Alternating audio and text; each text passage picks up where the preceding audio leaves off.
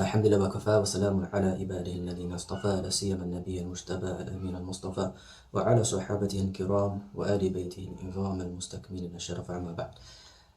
After praising Allah, sending salutation from the Prophet sallallahu alaihi wasallam and his companions and household, we continue our study of Fiqh Seerah. Today we want to try to take two more chapters of the Seerah after quickly finishing off one last benefit from what has preceded. The benefit from what has preceded, if you guys are with me, last thing we talked about is the nursing of the Prophet sallallahu alaihi wasallam, the names of who was the midwife, who were some of those who nursed the Prophet sallallahu alaihi wasallam. The final benefit, and it's just it's just a small nice benefit in regard to that this benefit is linked to names. This benefit is linked to names, and as we all know, names in Islam are given much attention, and Islam urges a person to give his children good names, and one of the reasons for this is names have an impact on a person. Names have an impact on a person. So when you look at some of the names that were around the Prophet ﷺ during his upbringing, and for the proofs that names have an importance in Islam is the Prophet ﷺ changed many of the companions' names to a better meaning. Some of the companions had names that had bad meanings, and the Prophet ﷺ changed those. In a reading he said, Bal anta sahal. He said, he asked one of the companions what his name was, and after hearing his name and the meaning wasn't pleasing, he said, Bal anta sahal, rather your name is Sahal from now on. He changed the names. So when we look to the names of the women that were around the Prophet ﷺ during his early life, just after his birth, then we just see a nice benefit, and that's in that if you look to, for example, the midwife now, her name was what? Her name was Shifa. Her name was Shifa, the mother of Abdurrahman ibn Auf. Her name was Shifa. The ones who nursed the Prophet ﷺ in terms of breastfeeding and other than that was Thuwayba and Halima. So you have Shifa, Thuwayba and Halima as-Sa'adiyya, and then we have another woman who was around the Prophet ﷺ in terms of his upbringing was the mother of Ayman, Ayman, and her name was Baraka. She was from Habasha. Right? So when you look at the chain of names of these women that were around the Prophet ﷺ, look at what you find. You find that in those names is, and sorry to, before I forget, his mother was Amina. So when you look to his mother, Amina carries the meaning of al-amn, which is safety, security, well-being. Fine. The midwife, her name was Shifa, and we know the meaning of Shifa. Shifa yani is an extremely good meaning. Fine. Cure. The Quran is Shifa. Fine. A cure or a healing. Fine. And then you have Baraka. And we all know Baraka. Baraka means ongoing good. Fine. Likewise, you have Thuwayba, one of the root words of Thuwayba, one of the words that comes from Thuwayba is Thawab. Thawab, the reward. And then you have Halima as-Sa'adiyya, and in both of those names is what? Hilm, which is like a gentleness or a kindness, and she's from the tribe of Sa'ad, yani happiness comes from that. Fine. So, and it's interesting that if you look at this chain of names, and all of those names carry an extremely good meaning. And of course, then you have his name himself, sallallahu alaihi wasallam, Muhammad, one who is praised much. That's the last benefit I just wanted to mention in regard to our last topic, which was the nursing of the Prophet sallallahu alaihi wasallam. Our chapter for today to start is the opening of the Prophet sallallahu alaihi wasallam's chest. Fine, a lot of us might be aware of this, that the Prophet ﷺ, his chest was opened and his heart was cleansed. Fine. So this event is mentioned in many authentic ahadith, and this took place during the Prophet ﷺ's childhood. Fine. It took place during the time that he was with Halima. As we mentioned in the last chapter, that the children would be taken to the outskirts, to the Badia, to the Bedouin areas, and they would be raised in those climates. This took place during the time that the Prophet ﷺ was taken to such an area with Halima. Fine. We'll mention a quick hadith in regard to it, and that's the hadith that's in Sahih Muslim, in the book called Sahih, the authentic compilation of Al-Imam Muslim. And we mentioned, for you guys that were with us during the Aqidah course and the other courses, we mentioned the books of hadith, and we mentioned that Muslim, in terms of authenticity, fine, comes after Bukhari, so it's the second most authentic book. And there's other narrations mentioned, but the narration we're going to mention today, due to its conciseness and comprehensiveness, we're going to mention the narration of Anas ibn Malik. Fine, and he mentions that the angel Jibreel came to the Prophet ﷺ when he was playing with children. Fine, in the Badia, in the area where he was with Halima, and so he took him and he split his chest. He split his chest and he took out his heart, and from his heart he took out what? A clot. He took out a clot, and as we're going to mention in some narration, that mentions the clot was of a black color.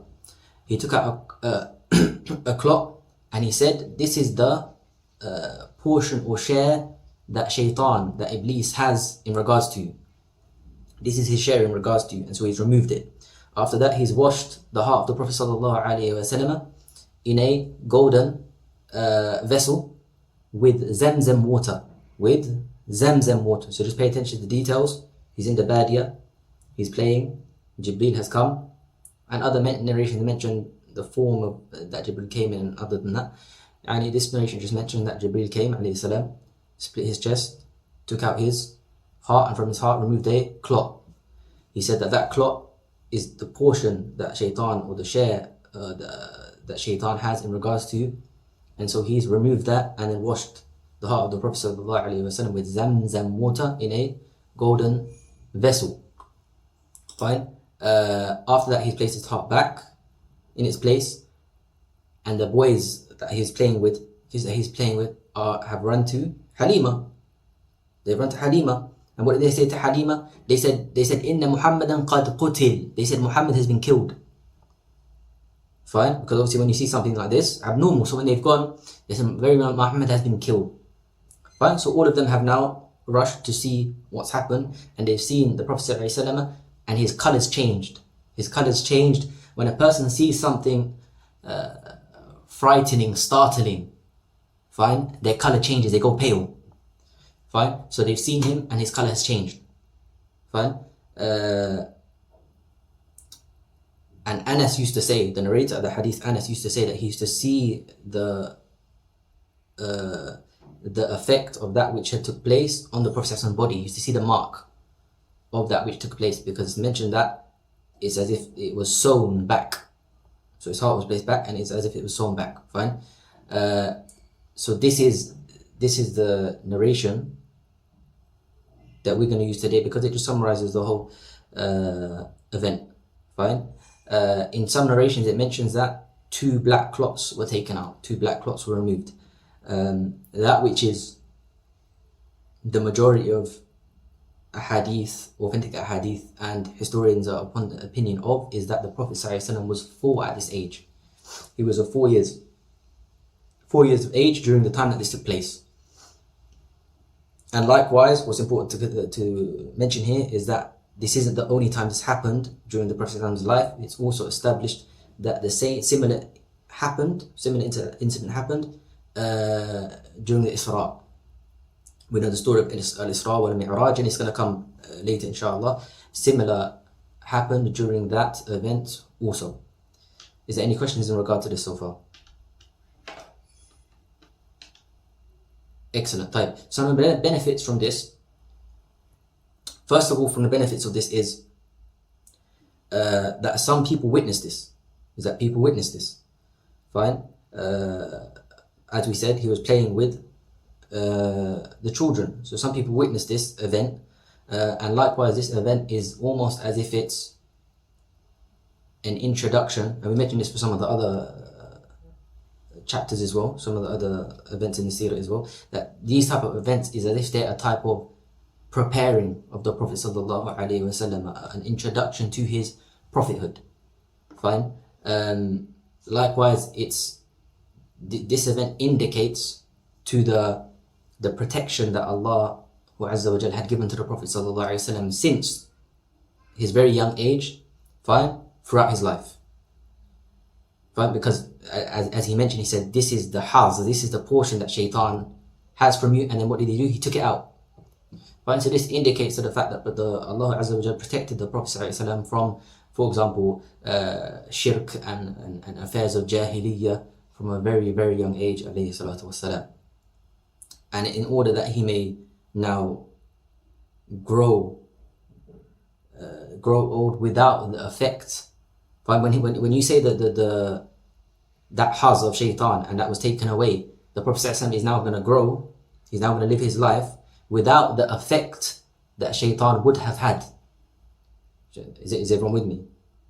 Right? So he has a specific type of preservation. Allah has given him a specific type of preservation from these type of things. But likewise, in this is a lesson for us in how to act with texts.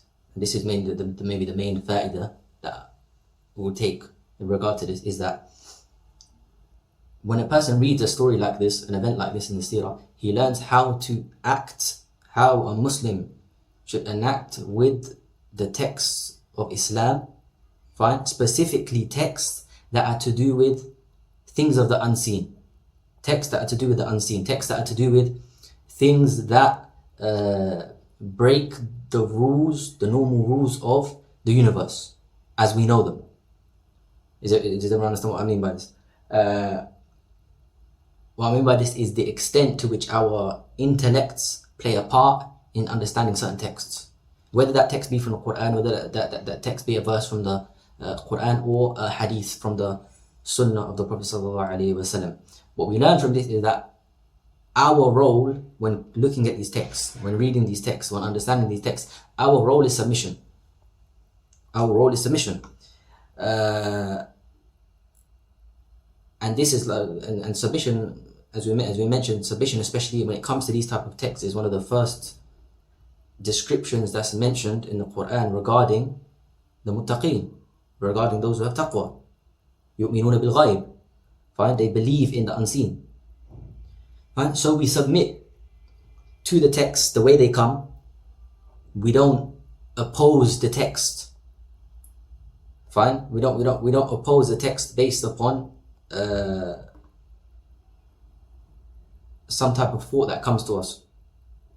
Fine, we don't oppose the text with our intellects. Fine, as we all know, Allah Azza wa Jal is more than capable of everything that was mentioned in hadith.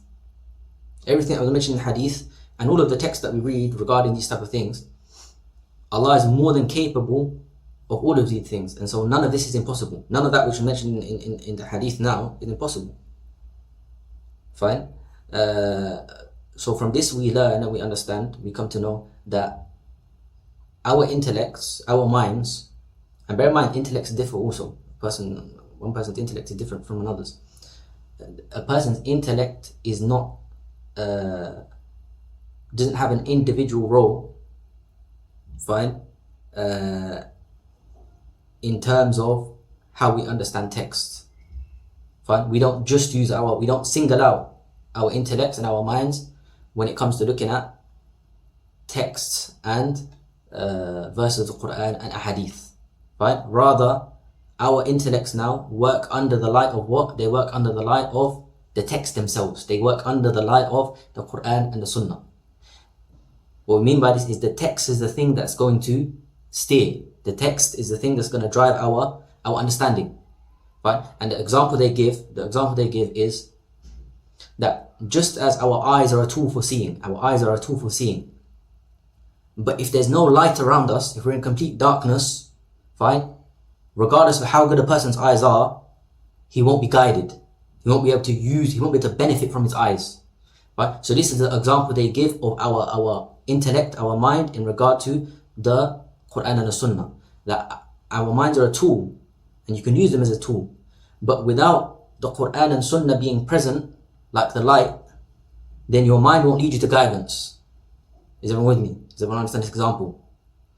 So this example they mentioned that we require our surroundings to be the Quran and Sunnah, the texts, the transmissions, and that is similar to the light in regard to our eyes. That is what helps us utilize the tool, which is our mind in this example. Is everyone with me? But is there any questions in regard to this? This was only a short event, so we're going to try and move on to the next one now. So if there's any questions, let me know in regard to what we just took. The next event after this, so last lesson was the nursing of the Prophet ﷺ. We just took the opening of the Prophet ﷺ's chest, and now we're coming to the death of the mother of the Prophet ﷺ, the death of Amina. Is everyone with me? Fine.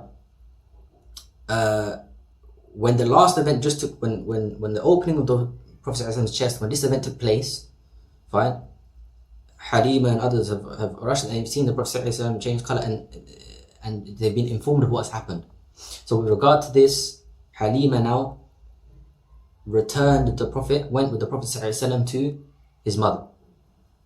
Fine, because obviously this is now a big event, a disturbing event, something that a person will be shaken from. So she's took him back to his mother, alayhi salatu wasalam. Fine. So now he's with his mother, and his mother has decided to visit Medina. So they're in Mecca, and they've decided to visit Medina. Is everyone with me? They've decided to visit Medina, the mother of the Prophet ﷺ. She's taken the Prophet ﷺ with her, and likewise someone who helped to look after and nurture the Prophet ﷺ, who was Ayman. Ayman, we mentioned her name was Barakah. Fine. They've gone now to Medina. They've gone to Al-Medina. Why? To visit the uncles of Abdullah, who passed away, and likewise to visit the grave of Abdullah. Amina, the mother of the Prophet ﷺ, wanted to visit the grave of Abdullah, and likewise the uncles of Abdullah. So they've gone to Al-Medina, and after they stay, they're now returning. So during their return, between Medina and Mecca, during the return, Amina has fell sick. Amina has fell sick. She's been afflicted with an illness, and this is the illness that she passed away from. This is the illness that she passed away from, and she was buried in a place between Al-Medina and Mecca. Fine. The opening of the chest that we mentioned, the Prophet ﷺ, we said, was 4 years old. This is now 2 years later. The Prophet ﷺ was 6 years old. Fine, when his mother passed away. After his mother passed away, Abdul Muttalib took charge of raising the Prophet ﷺ, and he had the help of Ayman. Ayman Barakah was still there looking after the Prophet ﷺ. The Prophet ﷺ later on, after the Prophet, he visited the grave of his mother, and that was around the time of the Treaty of Hudaybiyah. And he sat around at the grave of his mother, and he cried. And everyone around him, in such a way that everyone around him also cried. Right? And why did he cry? He said, and it's a well-known hadith, and this is the hadith that they used to prove that the mother of the Prophet ﷺ is in the hellfire. Is everyone with me? The mother of the Prophet ﷺ is in the hellfire, according to the hadith where the Prophet ﷺ is sat around her grave, fine, and he says that he sought permission from his Lord to visit his mother's grave, and he said Allah gave him permission, and then he sought permission to seek forgiveness for his mother, but he wasn't given permission. This hadith is also in the authentic compilation of Al-Imam Muslim. Fine. So these are all the details that I thought are, and that I mentioned in the book also, and that we think are key points to mention in regard to this event. Is there any questions so far?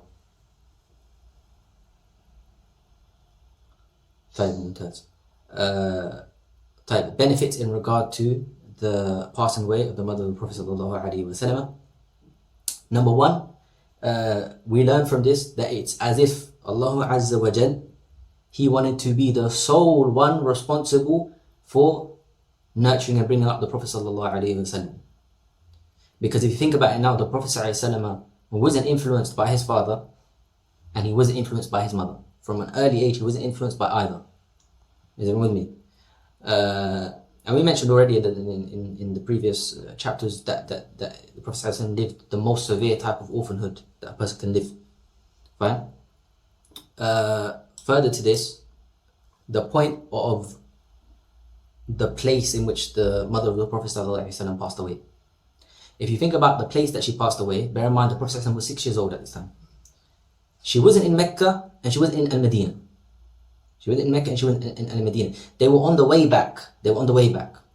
Fine? Between the two. That means that there wasn't anyone there with them, with the Prophet ﷺ, in order to be there during his grieving, uplift his mood. He had no one there. There wasn't no one there to, for example, distance him from such a... Because of course, Amina was now ill. She was now ill, sick. So now she's going to be fighting her illness, fighting her sickness until she eventually passed away. So now she's now going through all of this in the middle of Al-Madinah and Mecca, which means there's nowhere for the Prophet ﷺ to go. He has to what? He has to witness it. Fine? He has to witness this. So he's watching this kind of his mother wrestle with his illness and eventually pass away, and he's 6 years old. So what we learn from this is that there's no doubt that the fact that this happened had an extreme effect on the Prophet ﷺ. An extreme effect on the Prophet ﷺ. Fine? And if you think that the Prophet ﷺ said in a hadith, after the Prophet ﷺ said in a hadith, he said, "Ana wa kafilul yatim fil jannah hakaza." He said that me and the one who looks after orphans, the one who commissioned himself with looking after orphans, we're in paradise like this. Fine? He said this statement, he said this hadith from wahi. This hadith was revelation. He said this hadith via revelation. But he felt and understood the meaning of this hadith from his experience. Is everyone with me? And if you look at what the Prophet ﷺ went through in his life, and then he now grows up and he's given prophethood, and one of the statements that he made when he's older and he has prophethood, one of the hadiths that he mentioned is that him and the one who looks after the orphans are in Jannah like this, as in they're very close. Fine, he signaled like this with the fingers. They're very close together. Fine, they have a specific closeness. Him and the ones who look after the orphans. When you understand the life that the Prophet lived, then you understand that even though he said this statement through revelation, fine, he understood and felt the meaning through his own experiences. Is everyone with me? Because that has a profound and deep meaning. The hadith has a profound and deep meaning. And if a person wants to understand just a portion of how deep a meaning something like this has, how deep an effect something like this has, then look to what's happening in Gaza. Look to what's happening in Palestine. Look to what's happening in Syria. If a person wants to understand the deep impact that something like this will have on a person, fine. Allah yansur al-Muslimin. Look to what's happening in Gaza and look to what's happening in Syria. If you watch some of the clips or some of the things that you see of infants, fine, losing their families, losing their mothers, losing their father. If you can only but see, fine, some of those clips, I'll be honest, they're unwatchable. A person can't watch them. Fine? So now think to yourself, those clips that are hard to watch, a person can't even bring himself to watch, to look at the face of that young brother, that young sister, that young Muslim, a person can't even bring himself to look at their face. So now a person can't even comprehend to now put himself in their place. Is everyone with me? There's a difference between, as we mentioned before as well, there's a difference between living something and just seeing something or hearing something. Fine. So now, if you look to those type of things, you have some type of comprehension of the deepness of that which the Prophet ﷺ went through, and the effect that anyone who goes through these type of things, the effect that will have on such a person. Fine. And when you think and have a glimpse of such, then you really understand the hadith that we just mentioned, that the Prophet ﷺ and the one who looks after the orphans are like this in paradise. Is everyone with me? And overall, as a summarizing point, so now this should now, reading this, thinking about what we just mentioned, Gaza, Syria, what's happening around the world, this now reminds us what? Of orphans and the weak and the oppressed and the poor as a whole. Find the orphans from amongst the Muslims around the world. Around the world. From them isn't just, and for example, even if you watch a clip, from them is not just those children crying. From them is the one who is still breastfeeding. Yani from the orphans that are now being produced in these places, fine, is the one that's still breastfeeding. Imagine, they're small. Fine, some of them have no shelter, no food, no drink, no clothing. Fine, and we should all know that the enemies of Islam now, they actually come. Fine, they come and they race to take charge of these orphans, to look after these orphans. Why? They come and they look after the orphan, and what happens in the end? That child is now raised as a Christian, he's raised as a Jew, he's raised as a pagan. Is everyone with me? So these type of things now, their fitrah becomes changed. And so we remind ourselves of these type of affairs. And this also allows us to what? Be grateful. This also allows us to be grateful. You find that some of us, we complain about things of no importance. We complain and we become upset and become unhappy with things that don't really have that much importance. Fine, and then you look around the world and even just from reading what we're reading, it now reminds you of more important meanings to life. Fine, rather the Prophet ﷺ said in an authentic hadith, he said that if you want to look, he said, "Unzuru ila man asfala minkum." The Prophet ﷺ said in a hadith that if you want to look at someone, look to someone who's below you. If you want to look to someone in terms of who's got, someone in terms of dunya, someone in terms of wealth, someone in terms of, is everyone with me? Fine. He said, look to those below you. He said, "La tanzuru ila man huwa fawqakum." Don't look to the one who's above you. And why did he say it? Because he said that's more suitable. When a person looks down instead of up, he looks to those who are below them, he looks to those who have less than them. That's more suitable. Fine. That a person accepts and appreciates and is grateful for the bounties of Allah Azza wa Jal. Is everyone with me? Fine. So shukr from these small things that we're reading, from now thinking about that which is taking place in the world, it reminds a person of the blessings that he's been given. It pushes him to utilize those blessings to help others. Fine. Now, does anyone have any questions up to here? Because it's only a short lesson today, I just wanted to get through these two events, and inshallah next lesson maybe we'll talk about the marriage of the Prophet ﷺ to Khadija. Maybe Hilf al-Fudul, if some of you know of that. So if there's any questions, feel free to ask or write them in the chat box. If not, inshallah, I'm gonna end it for today. I'll just leave a minute or so if anyone's got a question.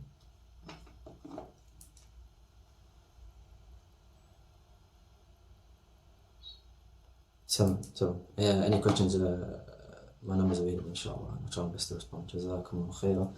Wa sallallahu wa barak ala nabiyyina Muhammad wa ala alihi wa sahbihi